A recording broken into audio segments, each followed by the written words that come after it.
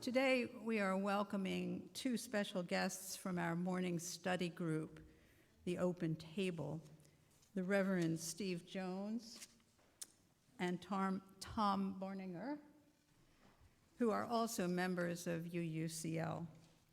Tom is an ordained Methodist minister, and Steve an ordained Lutheran minister. The Open Table studies various religious topics. Last year, they studied the book, The Power Worshippers by Catherine Stewart, which is about the dangerous rise of Christian nationalism in the United States. They would like to share what they have learned, and after a brief introduction by Steve, they will try to answer any questions you may have on Christian nationalism and hope to engage us in a lively conversation on this very important topic. Today is also the day of one of the most important Hindu festivals of the year, Diwali.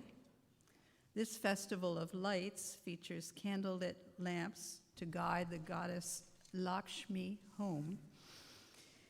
This weekend, we also remember our veterans.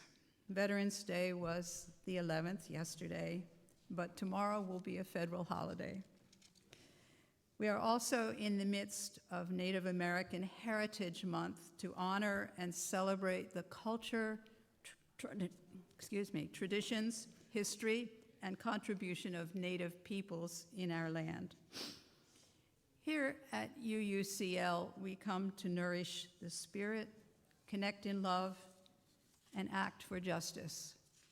We welcome you this morning just as you are, whatever your heritage, whatever your faith, whomever you love, however you identify.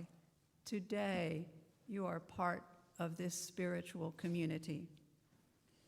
And if this is your first time here, may you soon discover that this is your spiritual community. As has become our custom, let's all give a special welcome to those joining the service this morning on Zoom. And I invite those on Zoom to turn on your camera and share a wave together. And everyone in the sanctuary, if you would turn and wave our greetings to the folks on Zoom. During the service, we welcome all to move and be you. As part of this welcome, we have what we call spirit play materials outside the sanctuary in the back, in the Women's Memorial Room and the pews. Spirit play is meant to engage your heart, your soul, and your mind during the service, if you would like. Need clay in your hand during the sermon, color a tag for a friend from the pencil box in the pews, or grab a meditation cushion from the back to sit on. In the Women's Memorial Room, once again in the back, there is a table with activities for all ages to feel just as welcome in our worship space. As always, all ages are welcome in our sanctuary space. Today, there will not be a class for the children. Families may use the playroom or the playground if you would like. At this time, let us take a moment to consider this sacred space that we are now in and acknowledge the truth of the land beneath and around us. We are gathered on land once inhabited by people known as the Susquehannock and the Conestoga. We acknowledge the violent legacies of genocide, displacement, and settlement that led us to be here today, and remind ourselves to live humbly in relationship to this land and with all the indigenous peoples still living and loving on this continent. May we also acknowledge that the wealth and foundation of the United States was built upon the labor and toil of enslaved people. Many indigenous people will say, all are relatives. May we also live into this truth and aspiration together. And now it's my pleasure to introduce our minister, the Reverend Patricia Gothman-Harash. Good morning, everybody. I had to run out for a second and come right back.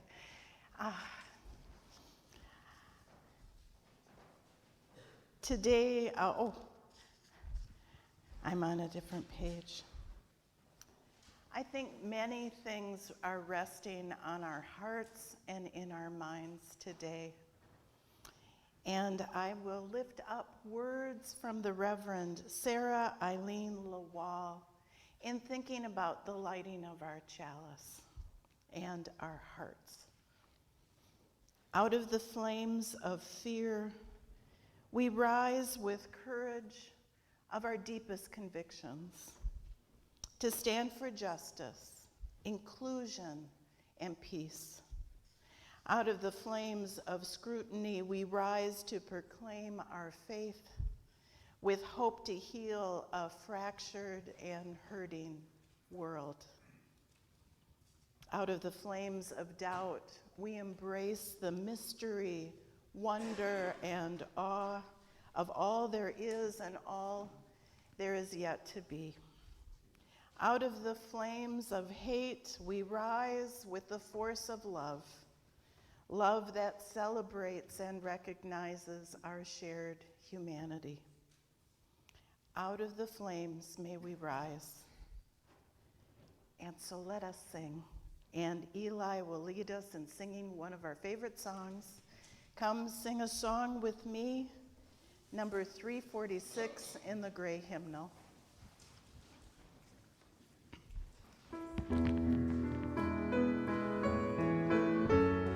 You may rise as you're able. Come sing a song with me. Come sing a song with me. Come sing a song with me, that I might know your mind. And I'll bring you hope when hope is hard to find. And I'll bring a song of love and a rose in the winter time. Come dream a dream with me. Come dream a dream with me. Come dream a dream with me, that I might know your mind. And I'll bring you hope when hope is hard to find. And I'll bring a song of love and a rose in the winter time. Come walk in rain with me. Come walk in rain with me. Come walk in rain with me, that I might know your mind. And I'll bring you hope when hope is hard to find. And I'll sing a song of love and a rose in the winter time.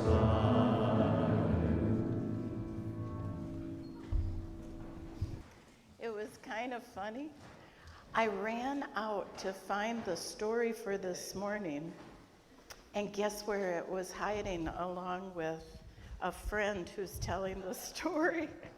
It was in the Wonder Box. For those of you who know about the Wonder Box. So I'm going to just do a little story. And even though we don't have a children's program today, and you might have to be sitting here for the full time, we thought we might give people of all ages a little moment. And I don't know if there's anyone out there who's a child by age or a child in spirit who'd like to come up and hear the story with me. And see, you don't get to see the pictures unless you come up and see me. I'll try and describe them to everybody. Anybody want to join me? Oh, I got a big kid. Here we go. And it might be hard for me to tell the story if I don't have someone who will take very special care of our Grover. Teddy, would you do that? Thank you so much. Let's see. Now, this is a book called The Monster at the end of the book. I wish I had a really good Grover voice, but I don't, because Grover, do you know who Grover is? Have you ever seen Grover? Yes. Do you know who Grover is, Teddy? Well, there he is, right there. That's Grover. However he talks, I can't do it. I'm not going to be able to do it the whole time. But he's asked, it says, the monster at the end of this book. Oh my gosh, there's a monster at the end of this book. Have you heard this story before? Oh. And then Grover says, what did that say? On the first page, what did that say? Did that say there'll be a monster at the end of the book? It did. Oh, I'm so scared of monsters, says Grover. The blue monster. Anyway, so Grover says, shh, listen, I have an idea. If we don't turn any pages, we'll never get to the end of the book. And that is good, because you know what it says. What does it say? There's a monster at the end of the book. So please don't turn the page. But you know what? I'm very curious. I'm going to do it. Should I do it? I'm going to turn the page. What's it say? He said you turn the page, but we're trying not to get to the monster. Maybe you don't understand. You see, turning pages will bring us to the end of this book, and there is what? A monster at the end of the book. But this will stop you from turning the pages. See, what he's done, for those of you who can't see because you're sitting in the pews, is he's tied knots all over so we can't get through all the knots. And he tied it all together so we can't. I'm going to turn the page. I'm going to do it. You turned another page, he said. You do not know what you are doing to me. Stop turning the pages. But, you know, I'm kind of goofy. I'm going to do it. I'm going to turn. Should I do it? I'm going to do it. There. I, Grover, I am nailing this page to the next one so that you will not be able to turn it. And we will not get any closer to the monster at the end of the book. So see, he's nailing, and do you think I can do it? Can I turn the, okay, I'm going to do it. Ah! All right, says Grover. Do you know that every time you turn another page, you not only get us closer to the monster at the end of the book, but you will make a terrible mess. Should I do it? I know Teddy will tell me to do it. Oh, now he's building a brick wall to try and keep us from doing it. This will stop you from turning pages, a heavy, thick, solid, strong brick wall. I would just like you to see if you can try to turn the page. Do you want to do it for me? Do you think you can? See, he could do it. He's very strong. He's very strong. And that's what he says. Do you know that you are very strong? Yeah, look. We toppled that brick wall right over. I don't know if we have to be so afraid. The next page is the end of the book. And there's a monster at the end of this book. Oh, I'm so scared. Please, don't turn the page, he says. Are we brave enough? Do you think we can do it? Who's there? Who's that? It's Grover. Well, look at that. This is the end of the book, and the only one here is me, Grover. I, lovable, furry old Grover, am the monster at the end of the book. And you were so scared. Yeah, I told you there was nothing to be afraid of. Does that ever happen to you? Does it ever, but maybe not that there was going to be a monster at the end of the book, but has it ever happened to you that you're so afraid of something, and by the time you get there, it's not so bad? Does that ever happen to you? Is it? Yeah, and sometimes you just gotta do it, right? You know, I always thought there was monsters in my closet. And I thought when the lights were off, monsters would come out of my closet. There was actually one under my bed too. And one day I just checked it out. I turned off the light, I looked in the closet, I looked under my bed. They weren't there. They weren't there. It's so important to think about. Sometimes there's things we really gotta be afraid of, right? Like look both ways when you cross a street. That's a good kind of thing to be afraid of, is a car that might not see you. Sometimes there's good things to be afraid of.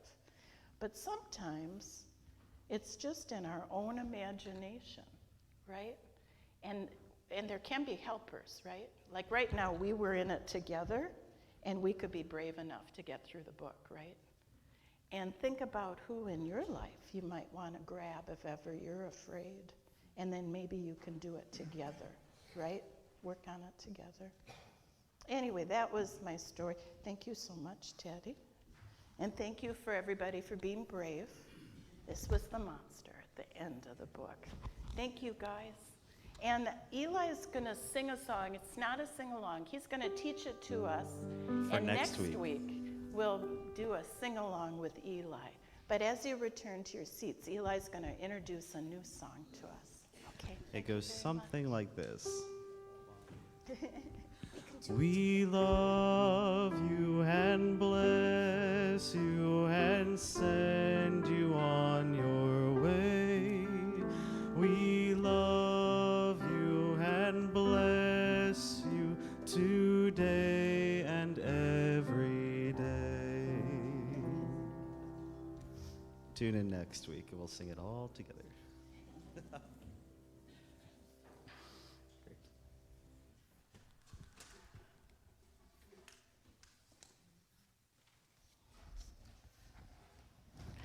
This is the time in our service when we go to our center, our beating heart,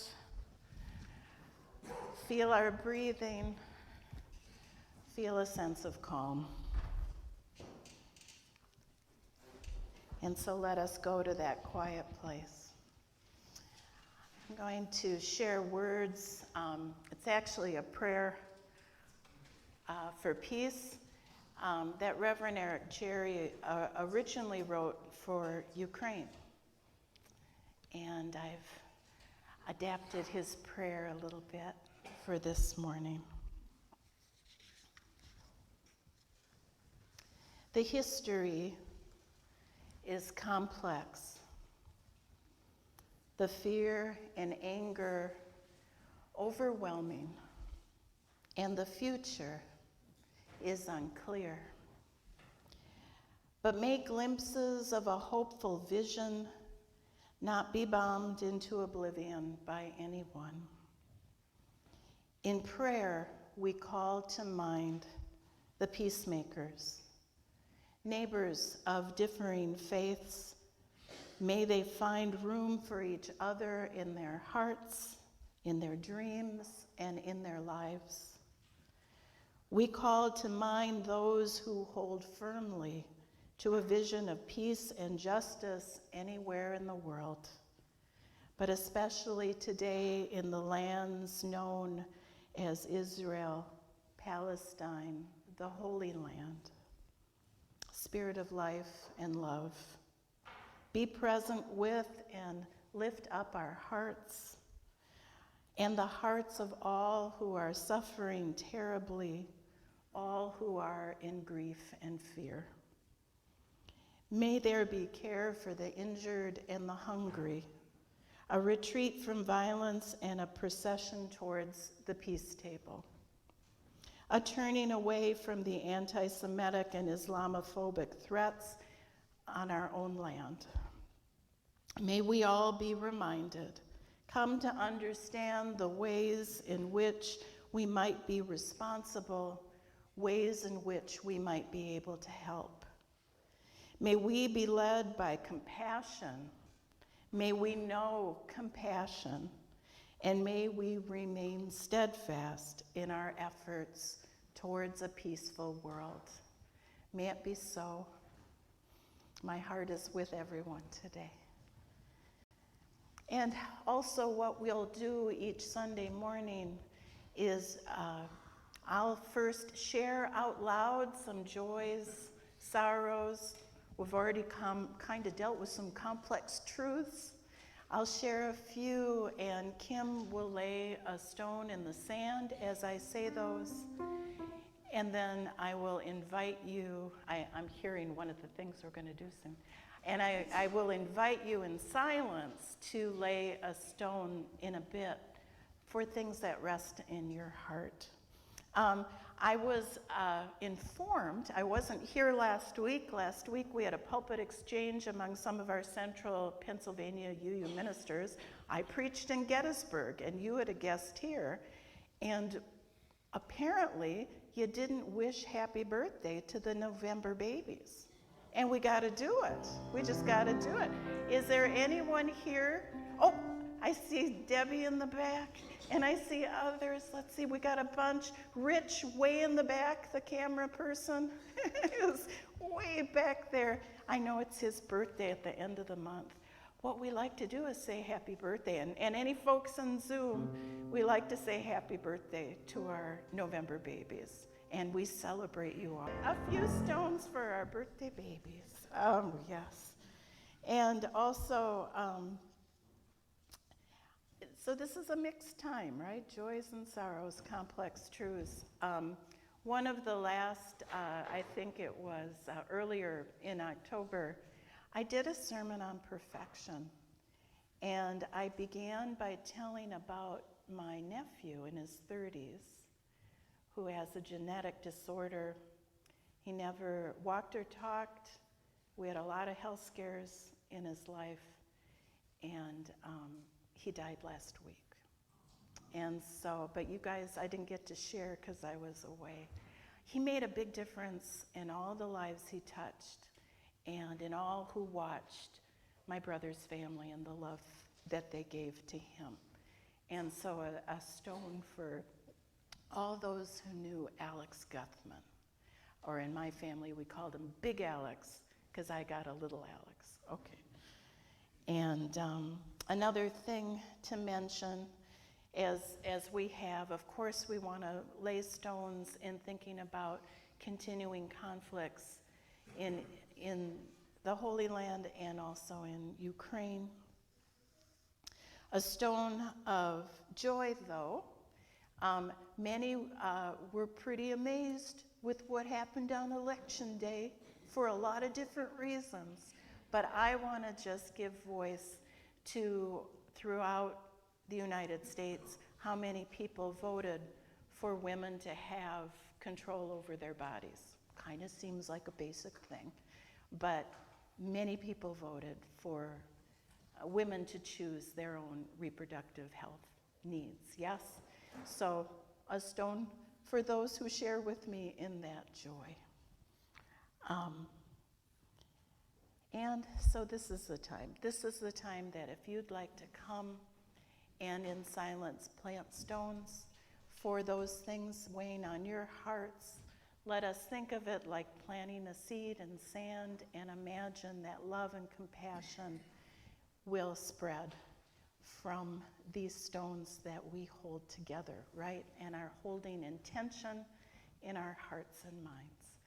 You may come forward and go to the stones. We are so thankful this morning that we have people who've been studying up on Christian nationalism, and it was something that folks at the open table, which is every Sunday morning before the service, folks will get together and study different books. And the group for a long time had studied a book on Christian nationalism, but also related topics. So do welcome and thank, they're actually reverends, both of them, Reverend Steve Jones and Reverend Tom Barninger, but members now of our congregation.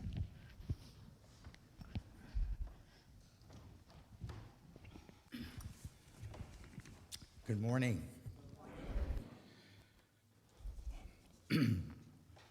What is Christian nationalism? Christian nationalism is a cultural framework, a collection of myths, traditions, symbols, narratives, and value systems that advocates for a fusion of Christianity with American civic life. But the Christianity of Christian nationalism is of a particular sort.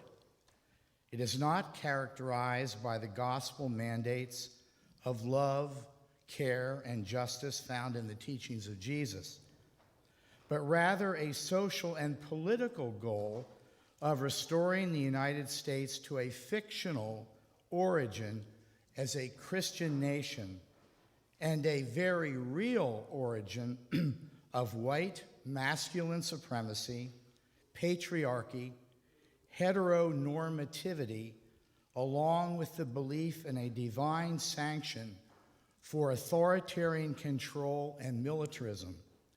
It is more ethnic and political than it is religious. Christian nationalism is ultimately about privilege. It co-opts Christian language in order to cloak particular political and social ends in moral and religious symbolism. This serves to make Christian nationalism seem legitimate in the eyes of many Americans. But Christian nationalism distorts the Christian faith to defend against changes in the culture toward equality for groups that have historically lacked access to the levers of power, such as women, racial, ethnic, and religious minorities. Christian nationalists believe that America should fear God's wrath if it does not submit to its goals. And if the United States fails to do so, then the use of force and violence may be necessary to keep the United States in line. Its ultimate goal is power over every aspect of American society. And I would also like to share a paragraph from the book The Power Worshippers by Catherine Stewart that we studied in our open table, where she explains how people become involved in this movement. The rank and file come to the movement with a variety of concerns, including questions about life's deeper meaning, the hope of community and friendship, and a desire to mark life's most significant passages, or express feelings of joy or sorrow, no differently than the reasons most people would seek out a spiritual community. But they also come with a longing for certainty in an uncertain world, against a backdrop of escalating economic inequality, rapid demographic change, and society's increasing acceptance of same-sex marriage and the LGBT community. They feel that the world has entered a state of disorder. The movement gives them confidence and identity and a feeling that their position in the world is safe. Yet the price of certainty is surrendering their capacity for critical thinking to those who claim to offer refuge from the tempest of modern life. And now Tom would like to talk a bit about the seven mountains theory of Christian nationalism.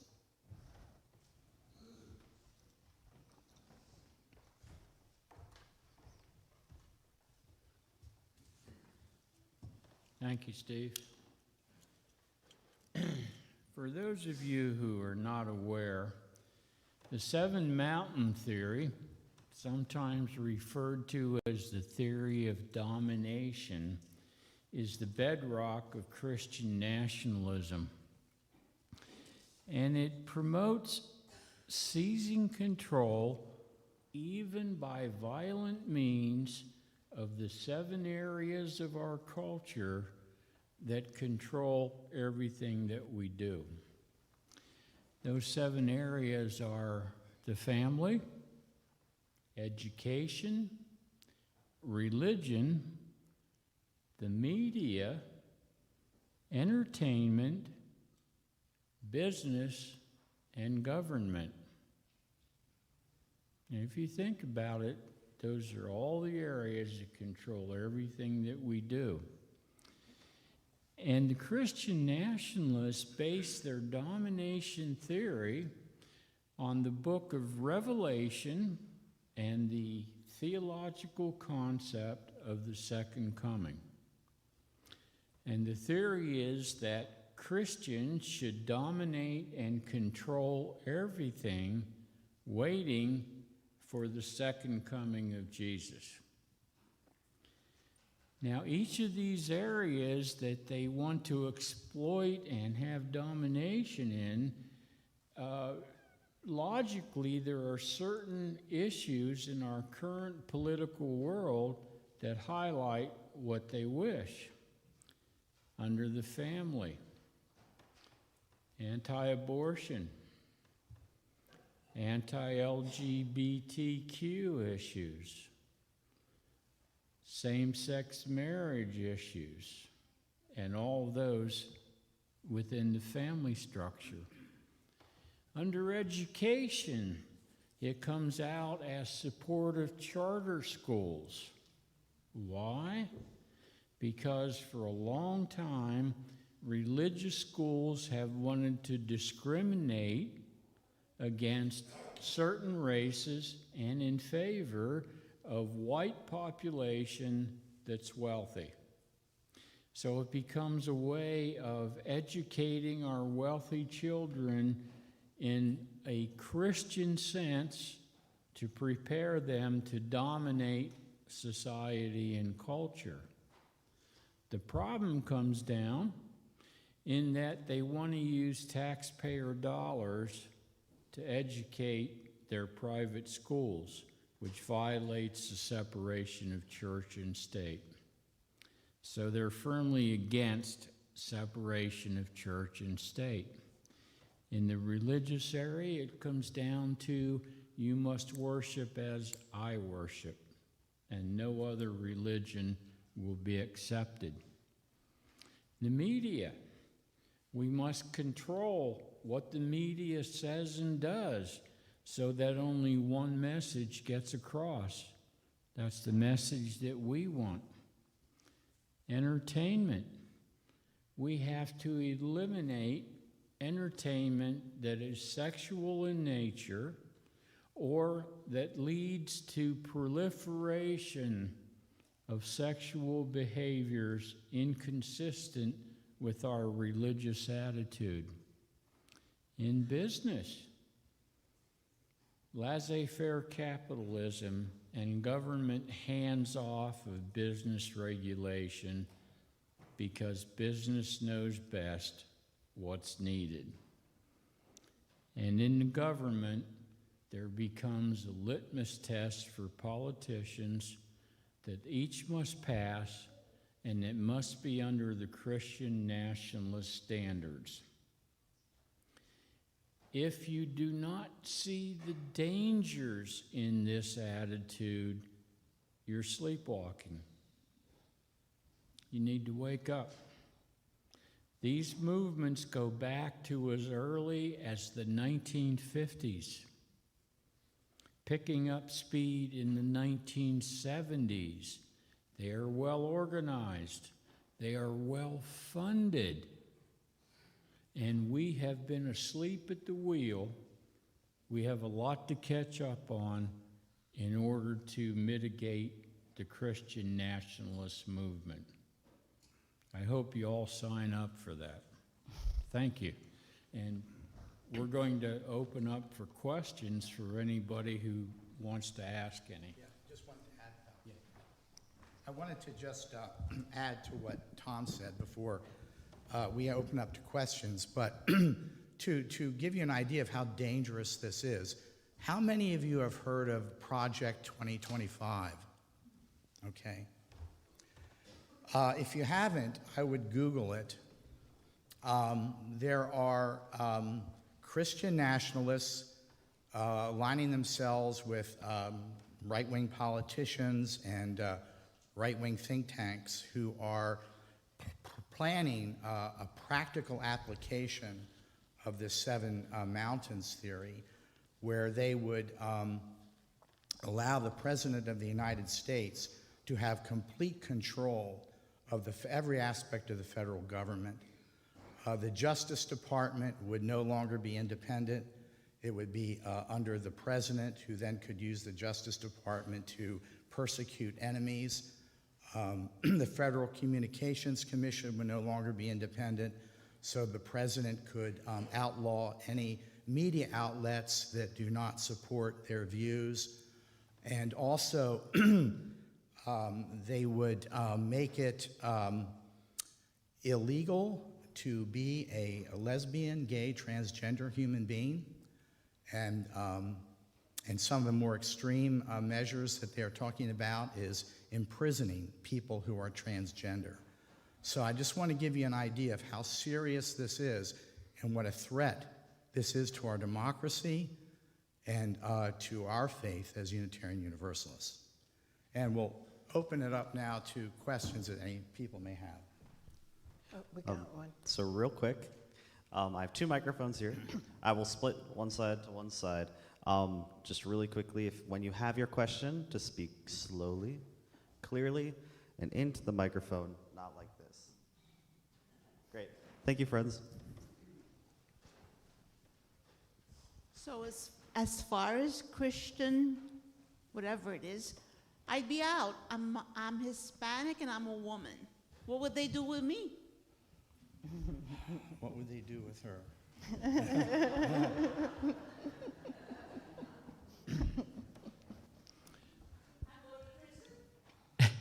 Now you know that the Apostle Paul said you should stay home, sit in your pew, keep your mouth shut, and ask your husband any questions that you have.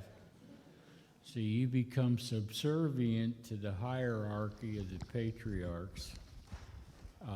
That means you shouldn't be educated, you shouldn't express an opinion, you shouldn't be in a position of leadership, either in the church or in politics. So may I share too? I don't need, I realize I don't have to go to the podium. Here's the interesting thing, is that's some of the stuff that Paul said. But Paul also was behind women and men being deacons and deaconesses and have leadership roles and be brothers and sisters equally. So what's interesting is, which part of the Bible do you pick, right? So what Tom shared is what is the cut and pasting that Christian nationalism has done, is to go through there and find the places that support their ideology, rather than looking through the places where women are in high regard, especially in Jesus' time. Surrounded themselves, Paul and Jesus, with women who were brothers and sisters, right? Yeah.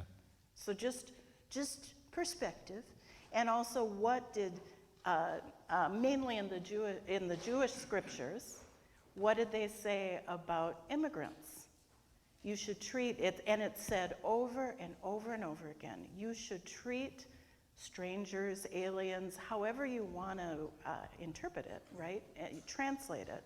Those who aren't from our country, however, over and over and over again. In the scriptures it says you should welcome them and treat them as your own.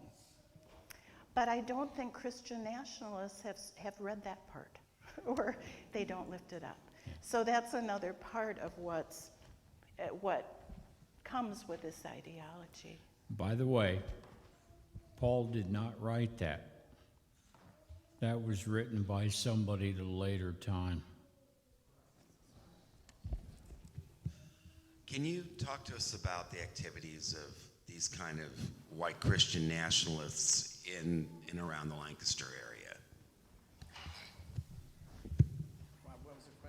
How they're Well, actually Can you talk to us about the activities of? Yeah, how about Yeah, our and- state legislator who want to push charter schools? Number one. What about the school boards who want to ban books, take away sports from certain classes of people, etc.? Yeah, it's expressed locally. And this is also why our state legislator is dragging its feet in not properly funding the public schools, because they want to eliminate the public school system and go strictly to charter. Yeah, I'd like to add to that too, Tom. Yeah. Also, there is a lot of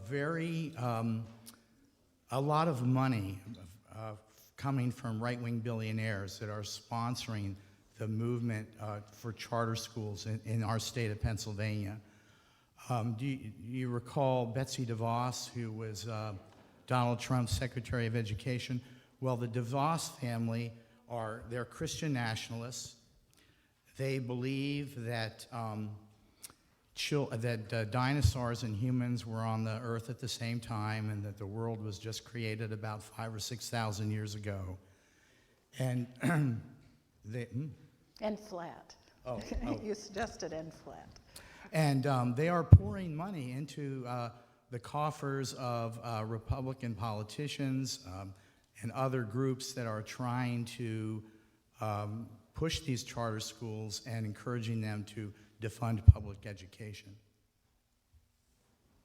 There's, Good morning. oh, I see some in the back too, Eli. Where's the microphone? Oh. Yep. Thank you. Okay.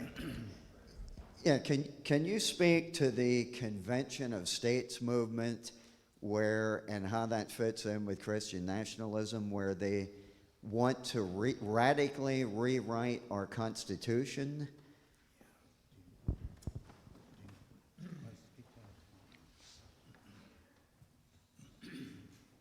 Certain parts of the Constitution do not support the Christian nationalist movement. One of them is the concept of the separation of church and state, for example. And they have gone so far as to argue that the concept of separation of church and state discriminates against religious minorities, and therefore it should be eliminated altogether by not discriminating. There are certain other, for example, currently there's a lot of discussion about the 14th Amendment. And Christian nationalists would like to see that removed because, in fact, they promote civil unrest and violence against the government. So if you remove the 14th Amendment, and they want to strengthen the Second and the First Amendment by changing some language which would be more favorable to their position. And there's more, but And if you can give the states, each state more power, more than the federal government, then you can eliminate some of the protections we have federally, yes? Yeah. And Eli, who next? Oh, Good morning. My question is, short of voting and writing to our congressmen, what can we do? How do we fight this? yeah. I think education. oh, in the Yeah. microphone. Did all of you get that list of recommended reading? I think that I had was supposed to be put in the order of service. But anyway, make sure that you read up on this and encourage other people to become informed about Christian nationalism. I think the more that people understand the threat that it is, the better off we will have a chance of fighting back against this. Voting, yes, certainly. Education. This is something that the media should be talking about every day between now and next November. This is a time for everybody to pay attention to what's going on in your school boards. What county are you from, Kim? Warwick? Is it? Octorara Area School District. Was it Warwick that also had a turnover of some seats? This is the time to pay attention what's going on in councils, in school boards, if you got kids in school, because this is the creepy crawly way at a local level that it gets into things. This is a time, and I know it's hard, at the Thanksgiving table to not avoid difficult conversations with family, but to speak in love and not, I think so many of us, with those people we care about, we don't want to create conflict. And conflict, I know, is a hard concept in this geographical area, that, we should be polite and not get into it. But it might be time, even at the dinner table, to be talking about things that really matter in your heart. Sometimes what's hard with Christian nationalism for religious liberals is we let those who we think are more expert take the table. But it's been really great for me as a Unitarian to study the Bible, because I can give the other hand and say, well, I know you say that, but the way I was taught, there's a lot of love in the Bible too, and caring for your neighbor and other things. Is that how we walk humbly with God? Wasn't Jesus supposed to be the peacemaker? There's a lot of responses. We don't have to give the table over to others because we think they may be more expert in matters of religion. We know what's on our hearts and can speak from our hearts, right?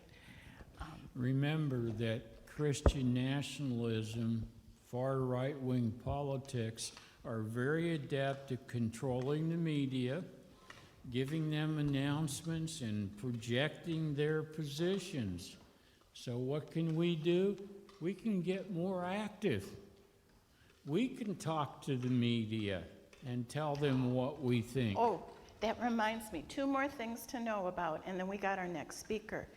Both through UU Justice of Pennsylvania and through Power Interfaith, we tried to put it out there for you when there are people who are going as en masse as a group to go talk to politicians. So do look for those opportunities, and if you have the spare time to go with a group and not all by yourself, to get some numbers to go speak with politicians to let them know what we're thinking.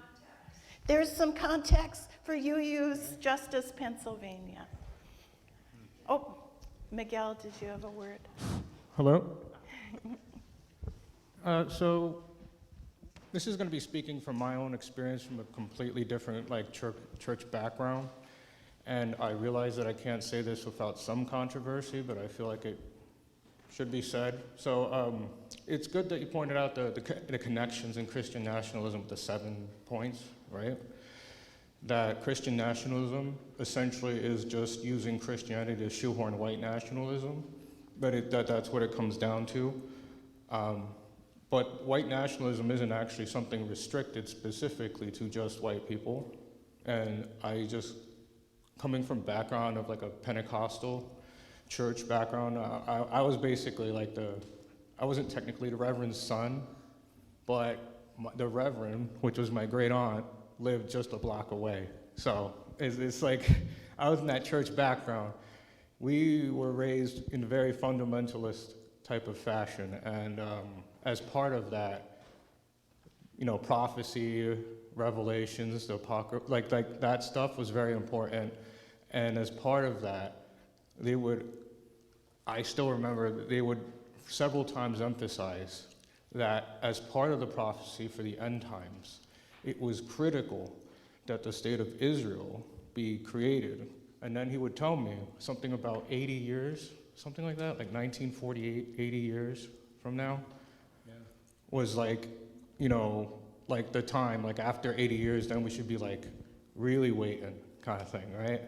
So, and I bring that up because with those 7 items that you mentioned, there are connections, but there are more connections out there with Christian nationalism being white nationalism, and white nationalism being essentially colonial with the Christian Zionism. And I just wanted to speak on that, and I was wondering, like, in your research, where did you guys see that, if at all? There is a clear connection. You know, whenever someone says, we'll say, you know, which side are you on with Gaza and Israel? And, you know, you want to say, well, there's 50 billion sides, right? Is it Hezbollah? Is it Lebanon? Is it some people in Gaza? Is it other people in Gaza? Other people in West Bank? And a very powerful side that wants to seize that the prophecy, as Miguel shared, are the Christian Zionists. They are the ones who went to Africa to convince the churches that LGBTQ people should be persecuted and no one should get birth control, right? They have been to Africa to try and go to the black churches to say, to push the agenda, right? Just as their salvation, they see, is very intertwined with the preservation of the state of Israel. Another complicating factor in the political conversation around what's going on in our world right now. It's important, too, to remember that Christian nationalism, in wedding itself to the Southern theology in this country, is deeply racist, deeply anti-female, and committed to the political process to take care of those groups and anybody who doesn't agree with them. Politically, currently in the House, it comes out as censoring somebody who doesn't toe the party line on Israel or Ukraine, for that matter. So they censor them. Thank you so much for talking about this topic. I really appreciate it. My question has been answered, but I kind of feel like we've been fighting this Christian nationalism for a really, really long time. I'm an immigrant from Africa, and I see how it works in my country. This is my country here also, so it's like we're fighting a double battle with Christian nationalism. So with that said, we've been talking for years, I feel like. And what's the outcome? They still have the power. I feel like they're always gonna have the power because that's how the system is set up. We're always fighting, we're keeping on fighting, we're together here, still fighting. So when is this battle gonna be ended? Thank you. Isn't that a good question, Jerry? And I think it's for us to keep on telling our truth, right? And I just, every time I read about Christian nationalists, I can't help but see a continuation from the Ku Klux Klan, right? Mm-hmm. And the bullies of the early Americas who went beyond the law and went beyond judges, and everybody kind of knew who they were, but no one felt brave enough to do anything against them. It's been, unfortunately, very much a part of the whole roots of our country, right? But there were some founders who really saw we can't have this connection between the state and any particular sect because of the power of that. We've seen that over and over in the world's history. It's hard to, with all our battles, I don't know if you're as old as me, we kind of thought we'd be done by now. right? With civil rights. We thought, but this keeps going on, and what happens is when we become complacent, it seems to rise again. When we think we're done. Oh, a law was made, so we're done. But it's a continuous, unfortunately, and there's always new generations that arise, and social media can spread a message by the billions, right? So social media is, of course, why folks have gotten a hold of it, right? To spread the message. And what have we found about the human psyche? You get more hits when you give a message of hate than when you give a message of love, which is just a sorry part of it. So what do we do but just keep loving? Keep the vision forward. And unfortunately, I know for me, it was like I watched my parents through the civil rights movement. I didn't know that as an adult I'd have to keep fighting so hard, but every once in a while we get reminded, and there's more education to do and so on. And just to keep the hope out there, and keep our integrity, and keep those aspirations, and keep our voice, right? Yeah, And then maybe this has to be the last one, and we can talk a little bit over a short coffee. I just wanted to add a little bit to what she said, that it's been a battle that's been going on a long time, but the Christian nationalist movement is picking up steam right now because of the fear of demographic change. You watch television now, you see a lot more people of color on TV commercials. You see interracial couples on TV commercials. And these people, that frightens them. It upsets them. The bottom line of all of this is fear. Fear of change and fear of losing their social status and their white privilege. That's really the bottom line. And when people get fearful, they oftentimes lash out in violence. And that's the real potential for danger.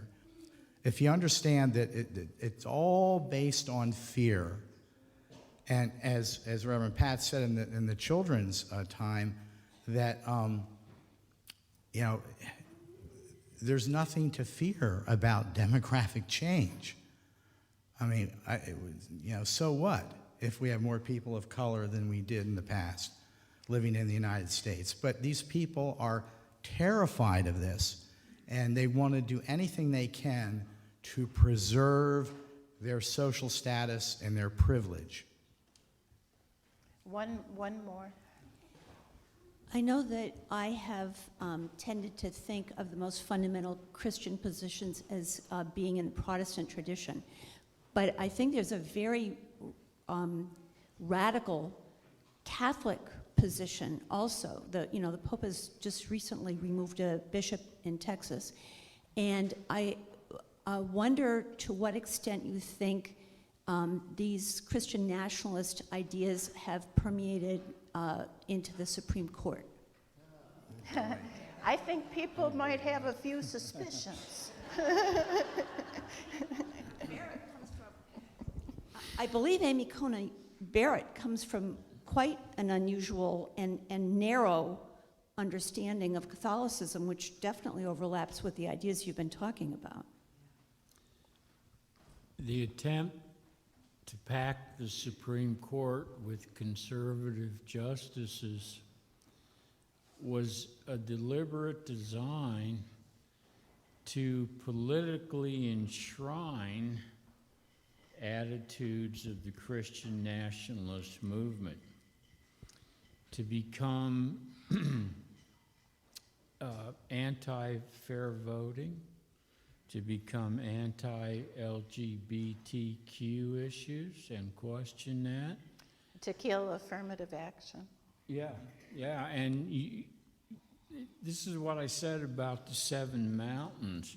The domination of every part of culture also is linked to political issues that are prevalent today. And the Supreme Court has leaned towards supporting the views of Christian nationalism in a political manner. Did I answer your question? I watch the news on that one, right? Watch the news because the investigation is unfolding, right? And I would share too, there was a lovely congregant of mine when I was in the Outer Banks, and she and her husband had to leave the Outer Banks to be closer to their kids. And they went into a facility for folks who were older, right? And lived in apartments there and would have their meals with everybody in the residence. She got into the habit of consistently copying out copies of the Constitution, because they kept getting into debates, and she said, just read your Constitution. And here's the problem: Christian nationalists will say, like with the courts, that they're originalists, but they want to change the Constitution to serve the purpose, and will say things that counter what's in the Constitution. Anyway. Or interpreted by their philosophy. Or interpreted by their philosophy. But this was really amazing. And now you know that you can ask Steve and Tom more questions and others in the open table. Thank you so much for sharing your knowledge. And I think we could use singing at this point. So Eli, will you share with us? You know what it is? Oh, yes. Thank you. Thank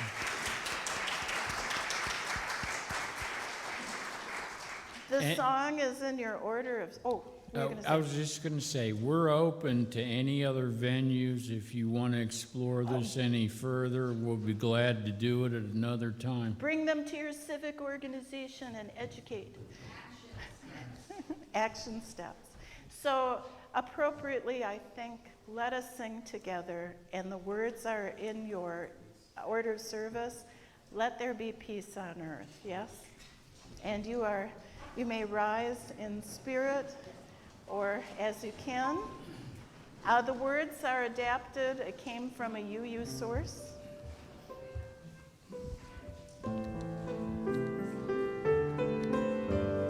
We'll sing it 2 times through. Here we go. Let there be peace on earth, and let it begin with me. Let there be peace on earth, the peace that was meant to be, with earth as our mother, family all are we. Let me walk with my family in perfect harmony. Let peace begin with me. Let this be the moment now. With every step I take, let this be my solemn vow, to take each moment and live each moment in peace eternally. Let there be peace on earth, and let it begin with me. Thank you. This is the time in our service when we will pass the plate and accept your offerings. You may also go to our website to make a donation online. A portion of the offering will be shared this month with Lancaster Food Hub. Serving the community since 1947, Lancaster's Food Hub's vision is to serve anyone in need of food, clothing, and shelter. It believes in the dignity of all individuals and is motivated by faith to welcome all to assist and all in need. While the plates are being passed, I will be making some announcements. The plates will now be passed. Do look to our weekly newsletter, Love Notes for Weekly Need to Knows, and events at UUCL, as well as our Facebook page and website calendar. At this time of year, please especially note opportunities for participating in holiday events. To sign up for the newsletter, look to our website or contact our office. Today, after the service, all are invited to pick up some coffee and tea downstairs and join in a congregational meeting in Founders Hall. The topics will include stained glass windows, a General Assembly presentation, and finances. Today at 2 p.m., there will be a goddess gathering in the Women's Memorial Room. And one more, Governor Shapiro has a short time to make a big decision for Pennsylvania's environment. Please write a postcard today at coffee hour to urge the governor to step up for clean energy. And Reverend Pat, I think you have an announcement regarding an event this afternoon. People are asking about next steps, and I did want to mention at 3 p.m. at the Grandview Church, at 3 p.m. Power Interfaith, which is intentionally interfaith, interracial, will be joining to have a post-election discussion to say what happened, what now, to organize around issues of bail reform, education, the environment, the unhoused, those who are hungry. And what they hope to do at 3 is to form action groups from not just one congregation, but for congregations and individuals to be able to get together and act together towards some of these. There also will be good soul food, by the way, and I'll be giving a faith reflection related to the time at hand and the actions that Interfaith will be taking. So you can join me at 3 p.m. at Grandview. But just wanted to make sure you were aware. Let us. Oh, it's next week? Thank you. The Goddess Gathering is next week. We gratefully receive your generous gifts, freely given, and dedicate them to the work and aspirations of this congregation. Let us join together to read the affirmation of faith, which you'll find just inside your gray hymnal, if you're not already familiar with it. First in English and then in Spanish. Love is the spirit of this church, and service is its gift.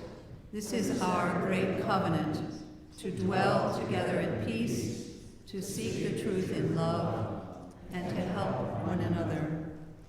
El amor es el espíritu de esta iglesia. Este vicio es su ofrenda.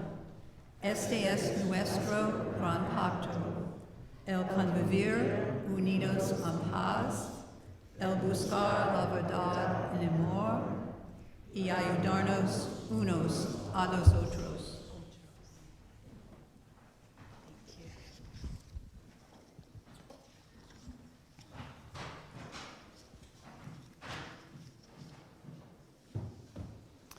Just a few words from the late Reverend Frederick E. Gillis as we extinguish our chalice of hope. May the love that overcomes all differences, that heals all wounds, that puts to flight all fears, that reconciles all who are separated, be in us and among us and all the world now and always. May we know this love and this power. Go in peace, go in love, go in joy, and I hope to see you downstairs for our congregational meeting, or just coffee and tea.